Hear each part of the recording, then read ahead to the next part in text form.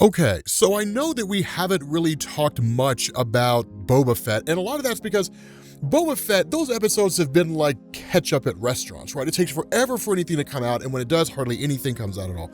So, episode number 6 was just a great episode.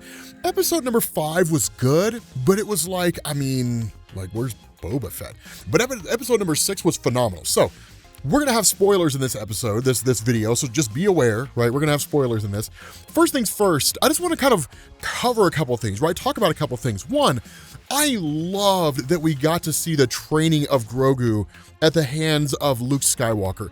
My biggest fear was that when Luke took Grogu away at the end of the last season of The Mandalorian, that we wouldn't really even get to see his training per se, that they were possibly going to write him out, or his training would just kind of get small little glimpses and would basically happen off screen.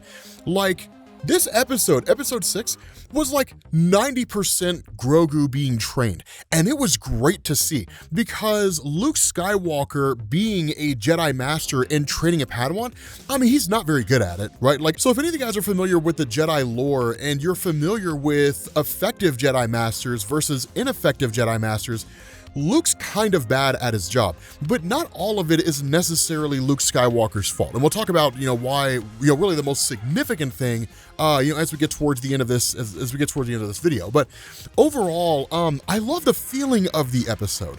Of course, it didn't necessarily feel like a Boba Fett episode, which seems to be kind of a common trend between last episode and this episode, because Boba Fett is hardly ever in it. But I think that's kind of a good thing. And the reason why is because seeing Boba Fett and what he's doing is not particularly interesting. But what's really cool about what's going on in the last episode and this episode is it's marshaling forces, right? Like the whole spice cartels, all that kind of stuff, right? Basically setting up Tatooine as what is in effect just a giant beachhead in the war against like the spice cartels, right? Like trying to turn Tatooine into a place where it's no longer like a smuggling hub, right? Where it's no longer a place where people basically run what is the equivalent of drugs in the Star Wars universe, and keeping it as kind of a safe haven, right? The fact that Boba Fett is coming from the perspective that people like Jabba the Hutt ran their empires out of fear, where he's looking more towards the direction of like reunification, bringing in people that he knows. It's cool to see it all basically consolidate down, because I feel like going into the new season of The Mandalorian, only one of two things is going to happen, right? That either, well, I guess it only makes sense one of two things is going to happen. That either The Mandalorian is going to focus on the story of Mando following the events of Boba Fett, or it's going to continue the story of Boba Fett, but from the perspective of the Mandalorian, largely outside of Boba Fett himself or what he was doing during that time. To see these shows basically crossing over, I love the idea, but I love that concept. Having said that, and really because so much emphasis here was really put on Grogu and his training, here's the thing to understand. So once you get to the end of the episode of Boba Fett, a choice is given to Grogu, right? That the gift that was given to him from the Mandalorian, who of course he was not allowed to see because of the idea of like attachment, and it would really lead to Grogu kind of regressing and desiring for the Mandalorian to come back as opposed to being able to move on. That the choice was either the lightsaber or the armor. And that if he chose the armor, that of course that would lead to him basically falling back down onto the path of wanting to see the Mandalorian, giving into attachment, versus the lightsaber, which would symbolize him moving beyond attachment. But here's a funny thing.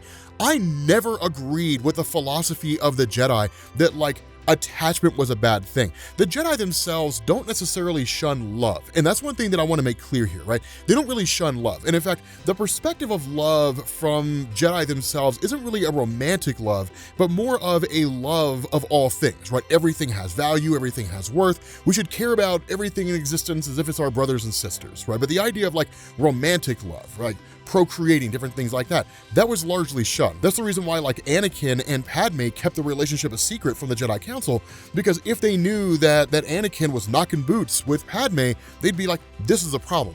And the reason why is because the Jedi largely believe that like love leads to passion, and passion is what sends you down the dark side. But love inevitably leads to that, right? It's a very dogmatic and very absolute perspective. But if any of you guys are familiar with the Star Wars mythos, and while I'm not an expert in Star Wars, I will say I'm pretty familiar with Jolee Bindo. So Jolee Bindo, both in the original Star Wars Knights of the Old Republic Republic and in the expanded universe as a larger whole, he was what you would call a gray Jedi. So gray Jedi are basically Jedi who haven't fallen to the dark side, but they don't ally themselves with the Jedi Council on the light side. They kind of do their own thing, right? Like they beat to their own drum is really how it works. And a lot of it's because as time progresses, for one reason or another, they become disillusioned with the Jedi Council and its way of doing things, but they don't have a desire to fall to the dark side. They just kind of go out and follow their own thing. Now, when it came to the idea of like love and attachment and things like that, Jolie Bendo had a really, really cool quote where he said the Jedi, with their damnable sense of overcaution, would tell you love is something to avoid. Thankfully, anyone who's even partially alive knows that's not true. Love does not lead to the dark side. Passion can lead to rage and fear and can be controlled, but passion is not the same thing as love. Controlling your passions while being in love, that's what they should teach you to beware. But love itself will save you, not condemn you. And so it's really interesting here because like if we use the example of Anakin Skywalker, right? And we say, okay, Anakin Skywalker, his path to falling down the dark side, you could argue that it was in the beginning, like when he was basically too old to be trained, he had too much strong familial ties to his mom, and by and large, he felt ripped away. He didn't fully understand what was going on. But then when his mother died while she was being held captive by the Sand People, that Anakin gave over to rage. That was his first real time experiencing the significant loss of a loved one, not in the sense that like he had left his mom, but in the sense that his mom was gone and there was no conceivable way to get her back. She was dead. And so when the time came that he had visions of Padme dying, the feelings of his mother dying resurfaced, and in turn, his desire was to save Padme. The failing of the Jedi Council was to say, no, you have to leave those attachments behind, as opposed to saying that sometimes familial attachments are actually a source of strength because they keep you on the path of understanding what matters the most. That was always my perspective. Now, it is possible to be corrupted, but the corruption of Anakin was the failure of the Jedi to basically provide him with an out, to say, we understand the tie that you have to your mom, and trying to pull him away from that was the failing. Instead, it should have been something that was embraced. Let's launch some kind of rescue to save your mom's life. Because I have to believe that Anakin's path would have been starkly different had his mother survived. Again, just kind of my perspective here. So Luke Skywalker's handling in the way he trains Grogu is in a lot of ways the way that like parents raise their kids. You can only raise your kids based on how you were raised. You can do a little bit of research and do some poking around and different things like that, but the gut instincts you have will come from what you were taught.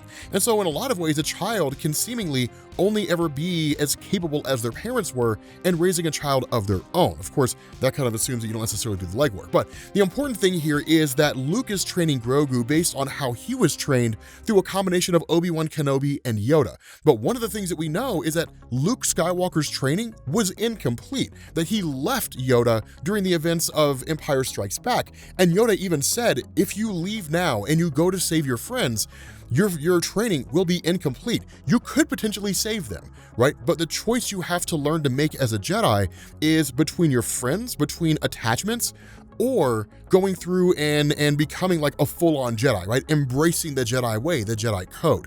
And so it's interesting because when you look at this, the potential exists here that Grogu could fall to the dark side. Because one thing we don't have an answer to is what happened between the time that Luke has seemingly taken on Grogu as a Padawan and like the Knights of Ren, right? Like, was Grogu around?